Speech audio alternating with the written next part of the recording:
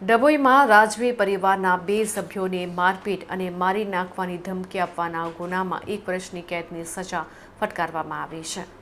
ડભોઈના નવા માંડવા અને સાબરકાંઠાના મોહનપુર રાજવી પરિવાર વચ્ચે વડીલોપાર્જિત મિલકત બાબતે લાંબા સમયથી કાનૂની જંગ ચાલી રહી છે. આ વિવાદ દરમિયાન વર્ષ 2017માં હિંસક વળાંક આપ્યો હતો. રાજવી પરિવારના નિવાસસ્થાને કામ કરતા હેમલતાબેન પટેલ પર હુમલો કરવામાં આવ્યો હતો.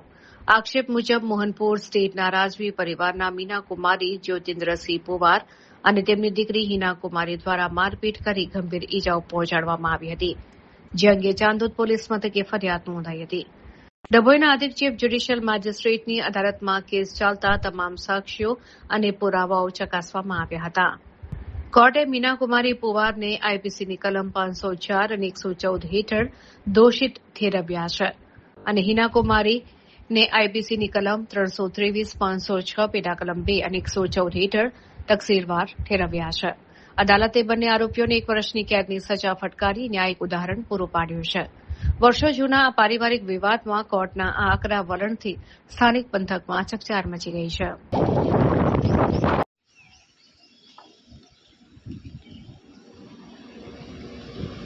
હું ઉપરથી કામ કરીને નીચે આવતી હતી, મારા ઘરે જતી હતી ઓળીએ, તો એમને મને કહે છે 2 મા દીકરીઓ જાલીને મારીને ધક્કો પાડીને પાડ નાખી મને.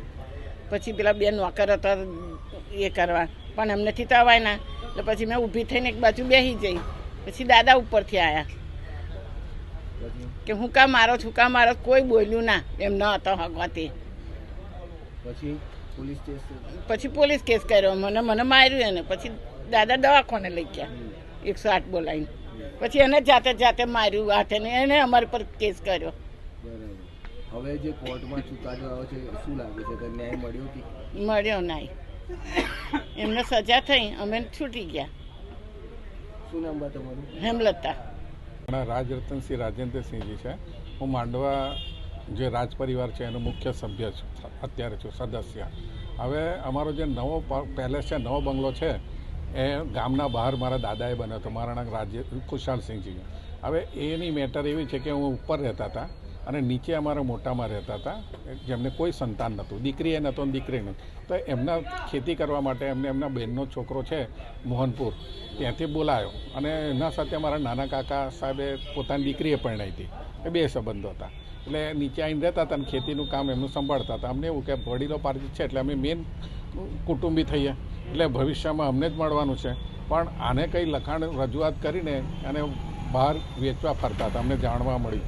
એટલે અમે કોર્ટમાં ગયા અને અમે આખો કેસ સિવિલમાં મૂક્યો છે કે ભાઈ આ મિલકત અમારી છે, વડીલો પાર્જિત છે, અમને મળવા પાત્ર છે.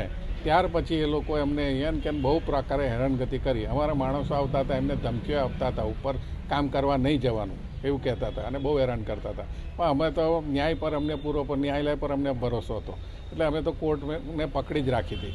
એના પછી આ અમારા ત્યાં એક બેન ઘરકામ કરતા હતા, હેમલતાબેન પટેલ, એ નીચે ઉતર્યા છે એમના સર્વન્ટ ક્વાર્ટરમાં જવા માટે કંઈ વસ્તુ લેવા. તો આ લોકોએ આખી ઉતરીને એમને બહુ મૂઢ માર માર્યો. એ અમે આખી સીસીટીવી કેમેરા મૂક્યો જ તો અમને ખબર હતું આવું કોઈ બીના બનશે જ, કારણ કે આ લોકો હિંસક થતા હતા.